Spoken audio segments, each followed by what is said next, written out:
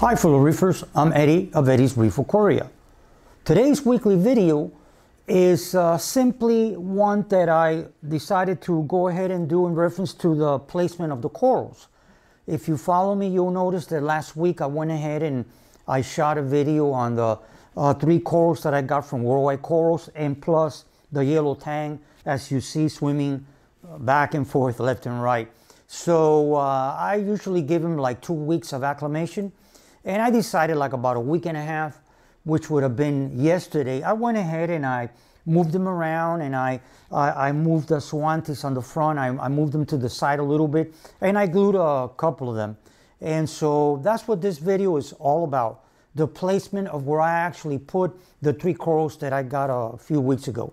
So let's take a deep dive. Hold on one second. Okay, so here we are in the center focus, which is that center rock that I have there. And the only change that I did here is the zoos that were in the middle. Well, they were originally on the, I would say, the top right corner. But I decided to bring them down, then I had them on the middle bottom. And yesterday, when I did all the movement arounds of the different corals, the different placements, I decided to put it to the side. So if you notice, the zoos are out and towards the left. And then the hammer, I went ahead, and since I did this change, I got the hammer and I moved it a little bit towards the back because I had them all lined up for acclimation purposes. But now it looks more natural where I went ahead and I moved the hammer back and a little bit towards the side. Now again, these are not specific places, as you must be aware that I've explained on previous videos. If you follow me, I usually don't glue all of my corals. I mean, right now, as it stands, all these corals that you look at as a full shot, a full tank shot, there might be maybe like 3 that are actually glued. The other ones, usually I try to wedge them in the rocks or use like different tricks to actually anchor them. And of course, if they start to encrust on the rock, well, that's it. But the purpose of me doing that is so if I see that a coral is touching another one, or I don't think it's going to look correct, or for whatever other reasons, then I have the ability of moving them around. Although, and I'll stress this, no matter if I glue them, I make sure that I put like a little dab just to hold it and to wait for it to encrust. So if I have to move that specific one that was actually glued, I can just go ahead and by giving a little pressure with my fingers, I'll be able to disengage it from the area that's glued, and I can go ahead and move it around. Now, one thing that I did to the candy canes, I thought I bring that up too. Let me show you here. Okay, the candy cane, as you must be aware from the previous videos, I moved them from the upper right and I put them here.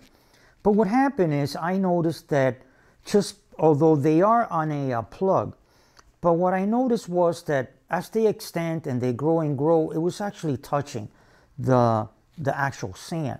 So I went into my rubbles that I have from the remaining parts and little pieces of the Bucani rocks, and I found a piece where I could actually go ahead and anchor the actual plug on it, and it would elevate it. And this is what you guys are seeing, close-up of what I'm talking about, what I actually did.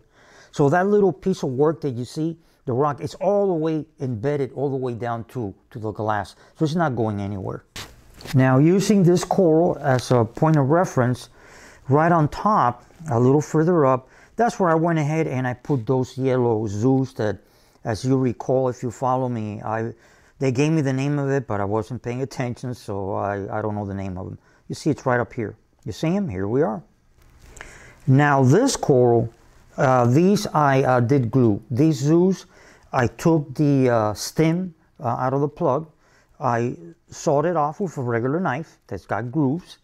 And I went ahead and like I was explaining previously before, just a little dab of BSI on the bottom part where the yellow tang is presently right now, and I went ahead and glued it so it won't go anywhere. So I do not foresee that this coral I'll have to move it, but let's say that I did. All I have to do is add a little pressure with my finger and it will pop off. And now we're looking at the bubblegum digitata montipora. I went ahead and I placed it on this area, which is all the way to the top. This one also just a little dab of BSI, but actually on the upper part of the plug. I went ahead with my thumb, I wedged it down so it's not going to go anywhere. So like I mentioned before, if I need to move it, all I got to do is just with my 2 fingers, just apply a little pressure and it'll pop off. Now here we are in the center lower part of the tank.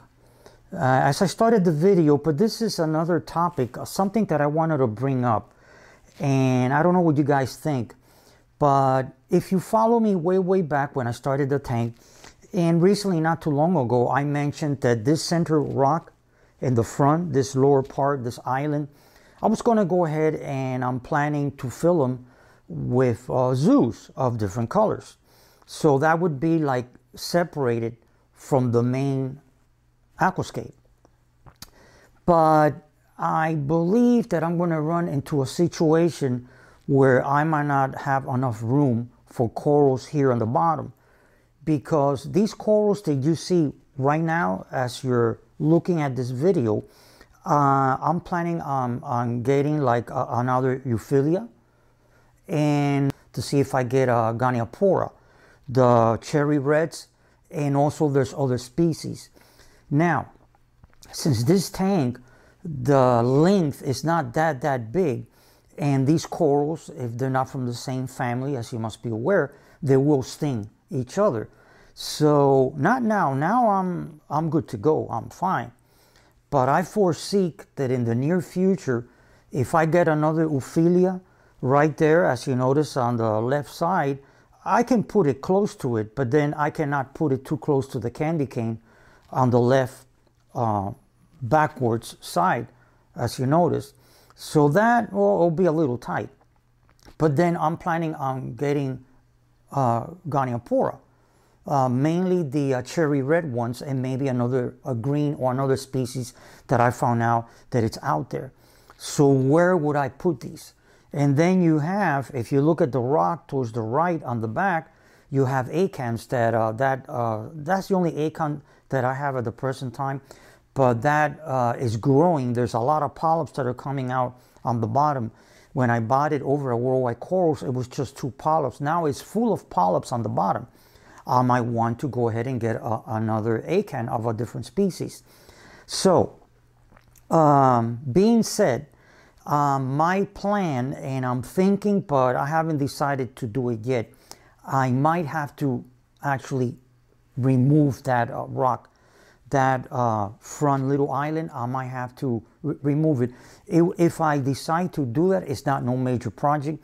All I will have to do would be just pull the rock out, and I might have to compensate with a little more sand, which I do have some leftover sand. And of course, if you follow me way back, I talk about mass when it comes to the column, the water column. So of course, you know, once I take that piece of rock, I'll definitely will have to put a little more water and a little more sand on that section that is consuming mass around the perimeter of that rock. So it's something that I'm thinking about. It's not a sure shot.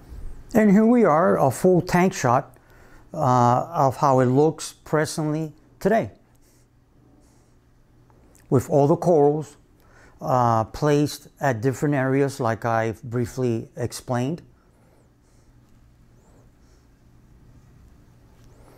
And again, as I mentioned, the thought of that middle little rock on the bottom, that I might have to eliminate it because of space issues.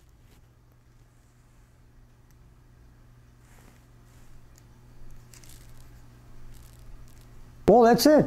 I hope you enjoyed this video. You found it educational, or I gave you ideas in reference to where to put corals, different types, and like different types of effects. If you liked it, hit the thumbs up and subscribe to my channel. And next to the subscription, there's a little bell. Hit that bell, so you'll be the first ones that'll be notified every week when I go ahead and I upload video. And like I say at the end of all of my videos, happy reefing. Thank you very much for watching and have a great, fantastic day. Bye-bye.